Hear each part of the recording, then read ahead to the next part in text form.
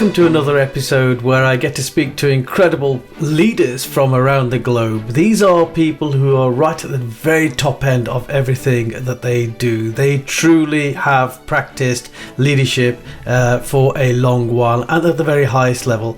Today I'm joined by an extraordinary leader, somebody who I've been trying to get onto the podcast for a while now. Michael Pitfield is the membership advisor of the Society of Leadership Fellows based at St George's House in Windsor Castle. Now, if there was a high point of mine throughout the year, it was the fact that I was invited to become a fellow of this society. 250 people from around the world are selected to join this society, so it's a huge accolade for me. And Michael was instrumental in me becoming a member. Michael has got an incredible leadership career. Started in 1978 as he was appointed to the board of the Chartered Institute of Personal Development at the age of 27, and he was responsible for membership and education. Later on, to become responsible for strategy and policy at the CIPD for 12 years, then went on to join the board of Henley Business School for 16 years, director of international business, going all over the world, not that I'm jealous at all, and then he went on to continue as a board member emeritus of an American organisation based over in Minnesota and an honorary member of a European organisation based in Brussels. He took early retirement back in 2006 but didn't stop working. Well, why would you? Instead, he started his own company to become an executive coach and business mentor, which he finally put to one side in 2020, but he has been a membership advisor at the Society of Leadership Fellows since 2017. Michael, that was a bit of a mouthful, but I needed to do your leadership journey some justice. Welcome to our show. Thank you. Looking forward very much to talking to you, Kul. Well, I have been looking forward to talking to you for some while. I really have, Michael. You've been on this leadership journey since 1978, and I've had the huge pleasure of meeting you, and I get a sense of where you're coming from when it comes to leadership, which is one of the reasons sort of why I wanted you on this program. Just so our listeners can gauge a sense of why you are still in the leadership space and why you've continuously been in that space since 1978. What is it about leadership that impassions you? It's something we've talked about before, Kul, that it's about bringing other people on. And if you're in the fortunate position of being a leader, as I have been, you see lots of people who have potential, but sometimes they don't realise they've got that potential, and sometimes they don't have the opportunity to fulfil their potential. So I think a key role of being a leader is bringing other people on, leaders of tomorrow, future leaders, giving them those chances and giving back your experience to help them grow and prosper. I think that sort of sums up in a nutshell, far more eloquently than I could, everything that I feel about leadership, and it's what gets me up in the morning, and I think you're so right. Yet so many organisations, Michael, and so many leaders that I have met in my journey have not grasped the responsibility or the philosophy of leadership. And one of the things that we talk about in the society is about depth of leadership. And I think one of the fundamentals of leadership, in order for us to be the very best leaders that we can be, we really need to know ourselves. So there's a lot of work that you do around self-awareness and really understanding who you are, your values. Do you want to just tell me about where that has all come from? What have you done to become more self-aware? Well, I think you reflect a lot as you go through your career. And as you've implied earlier, I've changed direction in my career several times, quite sharp changes of direction as well. When I started off my career, I was a humble lecturer at a college. But I became very angry with this college. This postgraduate course I was running, it qualified people to be members of the CIPD. Right. And, to put it bluntly, at that time, I felt that the CIPD didn't really give a toss about its members and the students who were, hardworking, looking for this qualification. And I felt quite outraged by this. And I think it was that sense of outrage of organizations that didn't foster development and didn't care for their people and were bureaucratic that made me have this almost missionary zeal, which I found within myself, to try and do something as a leader to bring on other leaders. That should be a real driver for so many leaders out there. So essentially, you are one of the original disruptors in the leadership space, really, I guess. I certainly was, as far as the CIPD was concerned at that time. So as I say, this was a bureaucratic organisation and so on. And I got together with some other people who were running similar courses around the country, people in Leeds, Leicester and so on. And we sort of formed a sort of revolutionary cabal. But what was funny, we got some leeway with this. We were successful. We got followers. And we forced the CIPD to change. But of course, what can happen in such situations that the revolutionaries of yesterday become the establishment of today? So I was asked to join the board of the CIPD. 2 other people became vice presidents on a voluntary basis and so on. So we became the establishment of the CIPD. But that was wonderful because from my point of view, it gave me every opportunity to enforce the sort of changes that I thought should be happening. At that time, the CIPD had students, members across the UK, but also in the Republic of Ireland. Mm-hmm. So the Republic of Ireland, an independent country, but the CIPD made no concessions to that. The poor students there had to learn about English law, English employment law and practices and so on, which was completely irrelevant to them in their country. So I thought, well, what can we do about this? So, cut a long story short, I went to Dublin. I met with a guy called Padraig McDermott, who was the head of the National Council for Educational Awards in Ireland. And I always remember he was a great guy. And we were in his office. He said, this is hopeless. Why don't we go to the pub and sort this out? So we went to the pub. And what we did is we got him to his organisation to create a postgraduate diploma in personal management, as it was then. And we at the CIPD would give recognition to that as exemption to our qualification. So it was based entirely on our syllabus. But everywhere it said English law, they substituted Irish law. Easy solution. But it made that gesture, you see. So I think as a leader, you have to be prepared to do dramatic things, push things through, meet the other person halfway. And there's a good example of how it works. I was a hero in Ireland after that. I'm not surprised either. I mean, how ridiculous does it sound to have to do, study another country's law to get a qualification in your own country? It makes no sense. But also what this demonstrates for me, Michael, is how sometimes what we have to do is cut through the fog of bureaucracy that exists to arrive at a common sense solution. I've seen this happen in so many organizations. I've done it myself as a leader, where I used to get really frustrated about some of the bureaucratic policies that existed in my old organization of the police service. So I would take shortcuts to get to a sensible solution at the end of it all. And yet this still exists in so many organizations, don't you think, that sometimes we are so fearful of taking courageous leadership, the right leadership decisions, so we hide behind policies. And you must have seen that within the whole sort of HR environment, because I think it exists a lot within the HR environment. Oh, very much so. I'm interested you pick up the word fear, because that's what I was going to say had you not said it, that it's all about fear. People covering themselves, comfort in procedures. And one of my mantras is that a lot of this, what I call the paraphernalia of human resources, actually gets in the way of good management and good working with people and good leadership as well. And if as a leader you're self-confident enough and willing to challenge that, you can have huge effects. So don't let the bureaucracy and the procedures draw you in and overwhelm you. Stand up against them. I think when it comes to HR, there are 2 types of individuals, and I know some incredible HR people, HR directors, HR managers, who look in the widest possible context and look to arrive at people-based decisions to get the very best out of people and the very best for the organization.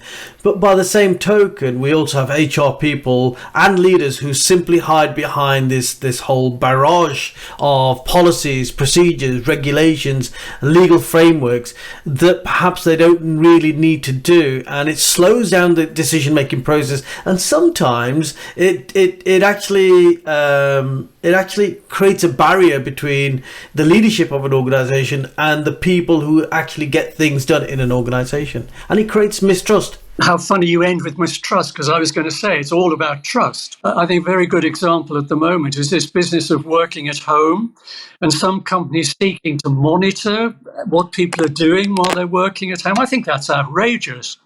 My philosophy has always been trust your people. If you trust them and give them as much responsibility as they're able to cope with, they will reward you by working hard. Because I believe that the vast majority of people, they want to do a good job, they want to excel at it, they want to please their employer. They don't want to cheat and lie and cut corners. So if you trust them, you get much, much more out of them. And they will grow themselves to be better managers, whatever, better people in whatever job they do, because they've got that self-confidence that you're engendering in them.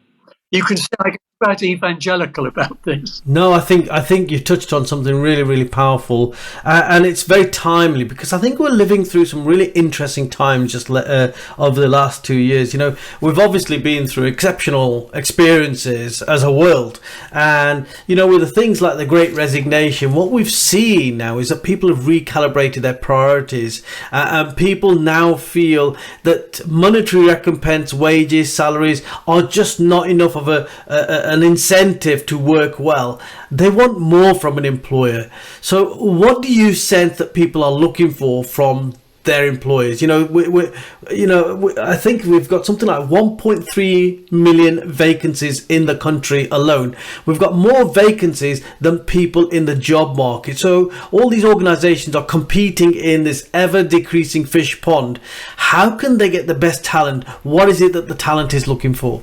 Well, I think that relates to what I said before. I think that people want to be trusted to do a good job. And it's not about, you know, whether you're there in the office between 9 to 5 or whether you're logged on to your computer all day. It's being able to say, well, I will do the job. The level you want, I will do it, but I'll do it in my own way and my own time. So if an employer can accept that sort of approach, then it will reap huge benefits for them. And everybody will be happy. Yeah, and you must have worked with all sorts of organisations. You're a business coach and a business mentor, rather, and an executive coach. So you must have worked with a lot of leaders in terms of getting their leadership principles right, their leadership philosophy right, or even their organisational culture. So what were the key things that you managed to achieve that actually shifted the way that an organisation or the leadership sector within the organisation thought? One of the most common things when I was doing the business mentoring and the coaching of the boards and so on was that quite a few of them, they didn't have a clear direction of where they were going. You know, they were busy running the company, doing the job and so on. They were thinking, well, they weren't thinking, well, I'm on this travelator, this escalator, but where is it actually going? And I encourage them to step off the travelator, go to one side and think about your strategy, your plan, your objectives for the next 5 years. And if you can do all that, and it becomes a rolling process that you then review every year, then you will have a much better idea and a much better leadership flag that you can carry and get your people rallied behind that flag because you're leading them. This is a really powerful point that you're making here, and I think it correlates with the whole self-awareness as well. I think so many leaders and businesses out there that I interact with, when I speak to the leaders, that they're stressed, they're working at 100 miles an hour, they haven't, or they perceive that they don't have the time to look out of the window to see where they're at or where they're going, indeed, as you say. So it's so important, isn't it, to actually, using a football analogy, to put a foot on the ball, to look at all the best players will put a foot on the ball every now and they will look around them to say, hey, where do I kick this football to? Who do I pass it to? And unless we're doing that in our working environments, then the chances are we'll probably kick the football in the wrong direction. There's a good chance of that. Yeah, absolutely. People say to me, well, what is a leader? And I say, well, the first thing, by implication, a leader has followers. So you've got to inspire those followers, your staff, your people in your company or whatever. You've got to inspire them and give them a very clear idea of what they do fits into where you're taking the company. Once all that's clear, everything else more or less falls into place because they know what's expected of them. And they want to meet those objectives. Coming back into the whole element of trust, how would you, and I absolutely agree with you, by the way, that trust is, like, for me, the foundational element that you need to create in an organization. Unless you have trust, all the other issues around communication, around team collaboration, around values, you can't really build those unless you have that foundation of trust. So what would you say that any organization, if there are leaders listening into this program right now and thinking, hey, how can I create more trust? What would be the takeaways that you would suggest? What work could they do to build more trust in their organization or team? The one word I would use is responsibility. Give people responsibility as much as they can possibly carry, because that gives them the opportunity to show what they can do. All right, they'll make mistakes inevitably, but that doesn't matter. You learn from your mistakes. I never told anybody off from making mistakes. I said, well, what can we learn from that? So if you give people responsibility, it brings them up to their top level, and you're trusting them in things which they perhaps thought they would never be able to do. So I think a key word is responsibility. As a gold commander in all sorts of high stakes situations, I had to rely on my staff to fulfill the strategy that I might have developed. And of course, we're all imperfect, aren't we? So not everything will have gone smoothly. Somebody might have made a bit of a mistake. One thing that I always did at the end of every single operation was to carry out a debrief. But what I made sure that in that debrief it was a blame-free environment. It was a learning environment. And I think, a lot of organizations still suffer with this blame culture. Yeah. I know that so many have talked about, we need to eradicate this blame culture, but then I see it resurface. So what do we do? How do we get rid of this blame culture? What have you been your experiences about, how some organizations might have got eradicated this blame culture? Well, what I've found, not only in my own experience, but other people I know as well, it is to just be entirely open, encourage everybody to be open. So if the staff member who makes the mistake can come to you and say, look, boss, I really made a mistake. I messed up here. And that is much better than seeking to avoid or to hide mistakes and errors. And then if you as the boss can say, well, fine, we learn from that. There's no blame. What can we sit down together and learn from this experience of that mistake that you've owned up to, so to speak? And then everybody profits and you get away from this blame culture. A very good example about it from a company I knew. The CEO there was very like us. He had the same approach as us. And he put notices up around the place. No moaning here. If you've got a problem, come and talk about it. And I thought that was a great thing to do. I love that. I used to have a boss that used to say, he used to have written on his door, don't bring me problems, bring me solutions. Bring me solutions. But yeah. I like that. And some people say, oh, he's a real dinosaur. And I said, well, actually, is he? Because what he's saying is, stop thinking and focusing in on the problem. Take a step back and think around the problem. Say, what is the solution? Now, he used to say, I don't care how stupid your solutions are. Just bring me the solutions. And eventually we'll come to a solution that we all agree on. But I think the other thing that you've just touched upon there is this issue around vulnerability. Now, I had a conversation with somebody not so very long ago, I think a couple of weeks ago, it was a leadership conversation, and he was saying, I think that we've got a real problem in the leadership circles right now. In most organizations, you still have hierarchical structures of leadership. And wherever you've got these hierarchical structures, you will have game playing going on. If your focus is always on people and performance, then people are always going to be worried about how they are being perceived by other people. So consequently, your leaders are not going to show any vulnerability. And if they don't show vulnerability, you're going to have a lack of transparency. If you have a lack of transparency, you'll have a lack of trust. And I was trying to unpack that in my mind. I thought, yeah, actually, when you think that through, it makes a lot of sense. And I think we still have a lot of leaders around and so many organizations. And that says something about the cultures that exist within organizations, where leaders themselves are pretend that they have to believe that they have to be invulnerable. They have to present this image of invulnerability. But the truth is, all human beings are vulnerable to some level or another. I mean, one of my favorite phrases was, I used to sit my team down and say, hey, I might be the leader, but I don't hold a monopoly on good ideas. So let's have some good ideas. All these leaders who might be listening to this program right now, they'll say, it's all very well saying that, but how can I be vulnerable? How can I have the courage to demonstrate my vulnerability?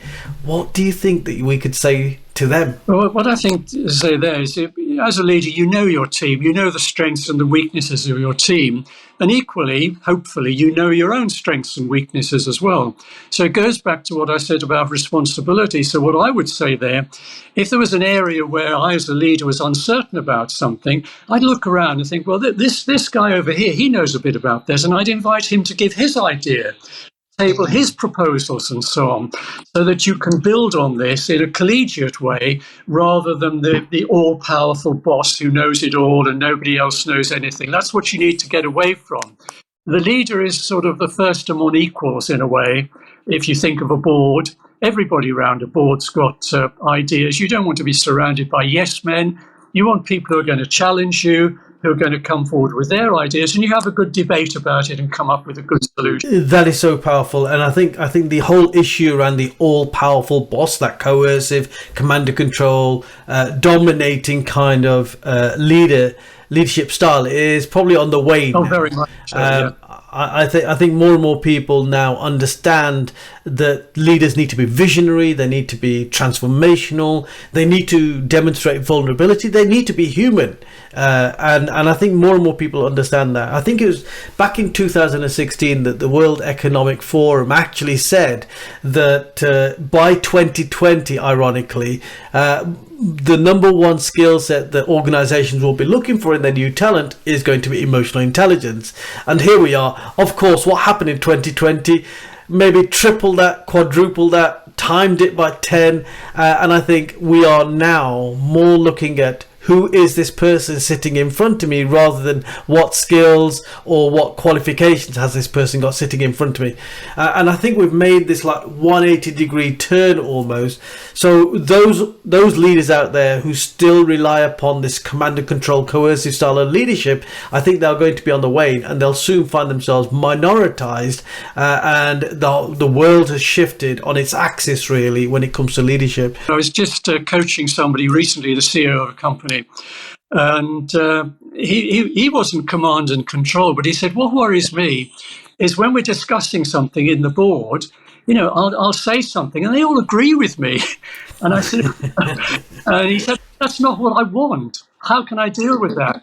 And I said, well, a good idea is if you've got a particular issue and you want to discuss it in the board, table the issue and say, well, let's take a break, all go away for 15 minutes, think about this issue, and let's come back and see what each of you have come up with as possible solutions to this. And so I'll do the same, but I won't go first. And he found that transformed it because it got over this idea of groupthink. That because the boss was saying, I think this, or how about this? Everybody, oh, yes, yes. get away from groupthink, get everybody to put in their input. So that was a very small tactic. Go away for 15 minutes, think about it, come back. And it worked in this particular case anyway. That's quite interesting, because that also touches upon something else that I'm really passionate about in the area of diversity. I very often talk about cognitive diversity, and that's where you eliminate or eradicate this environment of groupthink or the echo chambers, where everybody thinks the same, and you need to encourage diversity of thought. And for me, I would far rather go for cognitive diversity as a target for an organization than demographic diversity, i.e. how many black, brown, female, transgender people have you got in the organization. There is little point in having those if they all think the same. So I would encourage diversity of thought, where people can come to the table with their own experiences and be allowed to express those experiences. And I think that's how we get really vibrant meetings.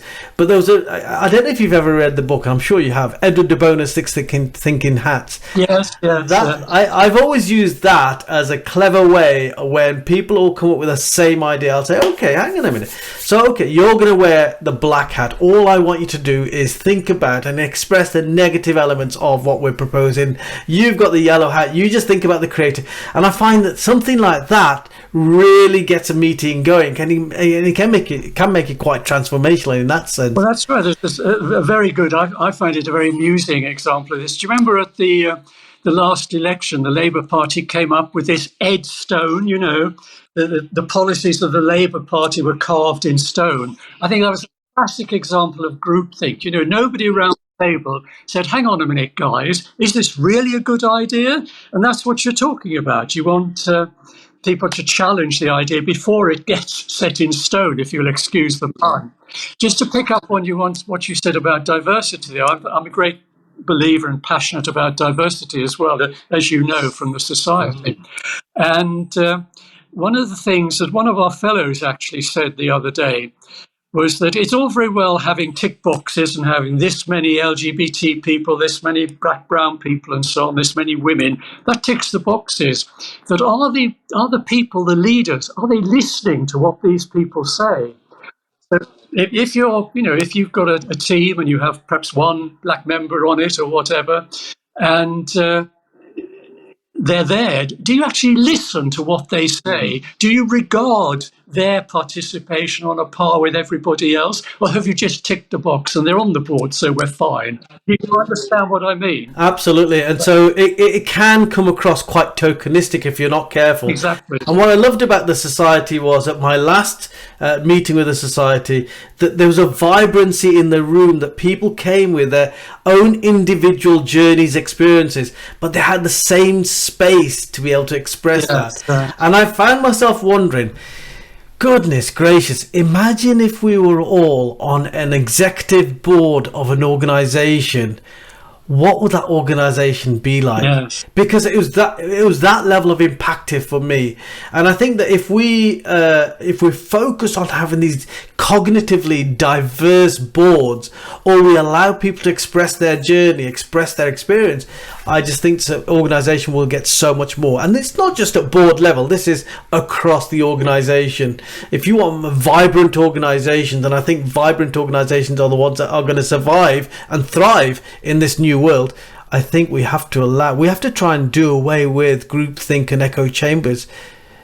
And this sort of stuff around setting stone, I think that's dangerous, actually, because if the world is moving on, then if you're going to be stuck in a thought process that you had that was relevant 30, 40, 50 years ago, then what does it say about where you are right now? And this, I think, is one of the problems, again, with a lot of recruitment processes. They look for degrees, qualifications, and so on. I never paid much attention to that.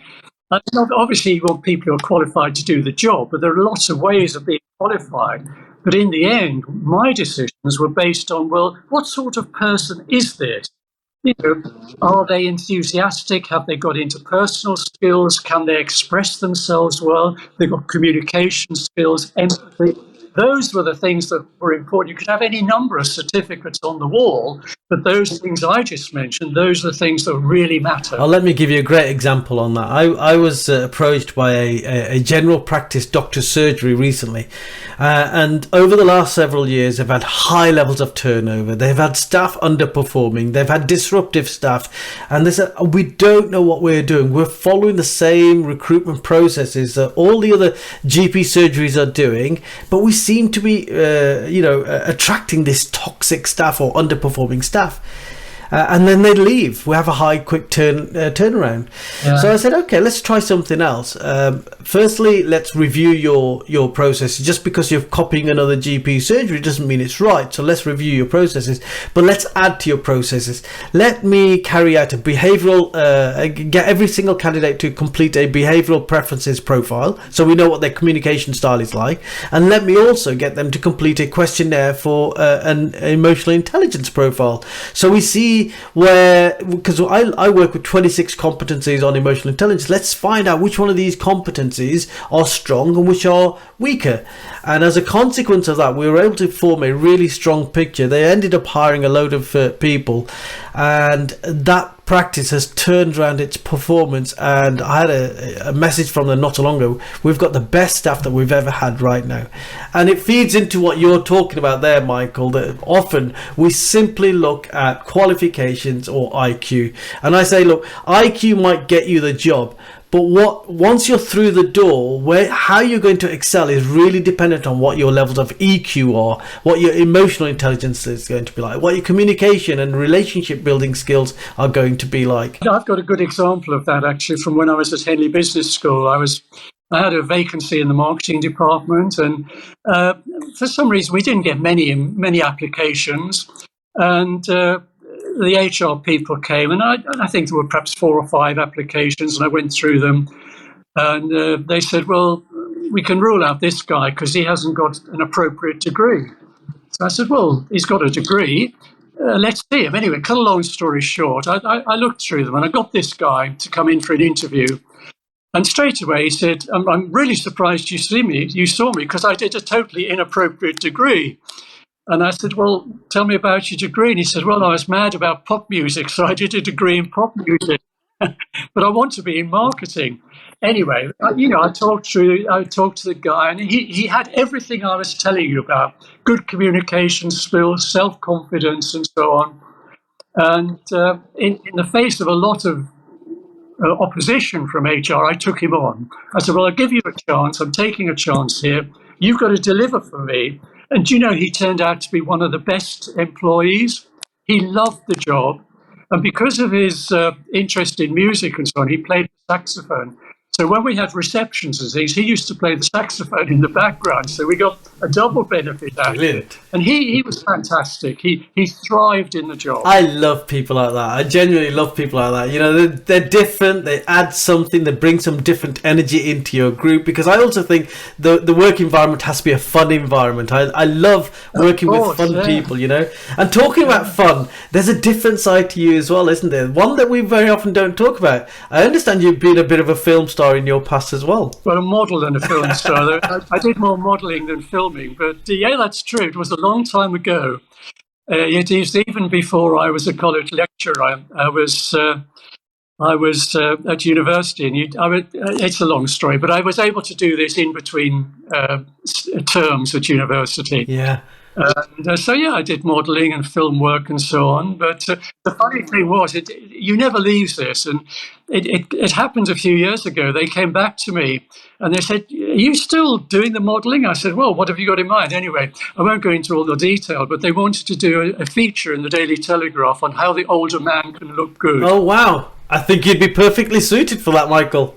50 years later, I was modelling again, and it was great fun, yeah. So are we likely to see you in some magazine or in a newspaper somewhere? Oh, it was. It was about 7 years ago. It was in the Daily Telegraph. But the original modelling and filming, that was in the swinging 60s. Wow. I'm quite old now. I'm 77 now. This was when I was a young man.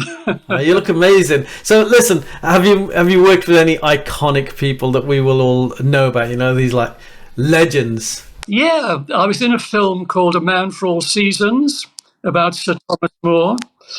And Orson Welles was in it. Wendy Hiller was in it. Wow. Richard Shaw was in it. Robert Shaw, rather. So I met all of those. You know, when you're on a film set, you're all a team, and it doesn't matter whether you're the star or the errand boy. You're all part of the same team. So you mix together, and you're sitting around a lot, so you have a lot of fun. It's a great way to end the show, because you're talking about, in the context of filming, how leadership and teamwork and team building is absolutely paramount. So all the things that we've talked about, Michael, I think you'll agree, is not just if you're sitting in an organization somewhere and you want the organization to perform better or feel better or be a nicer place to work. It's literally everywhere. Leadership for me is a universal skill set. It's applicable wherever you are, whether you're a parent, whether you're working in films, whether you're working in an organization, or indeed even if you're a young person working still at school. There was one thing you asked me to think about, my advice to my younger self, because that could be relevant to other people. And so I did think about this quite a bit. And so my answer to that question would be courageous, be prepared to make dramatic changes, don't take work too seriously, and have a lot of fun, even while you're at work. Sage advice indeed, sage advice. You know, I often say to myself, I wish I knew then what I knew now. I wish I could turn the clock back by 3 decades with the wisdom that I've accumulated now. Of course, that's never going to happen, but hopefully some young person will be listening to this and actually say, you know what, I'm going to take on that advice on board. Let's hope so. Thank you so much for being on the show, Michael. It's been an absolute pleasure. Great fun to talk to you, Kul. Thank you.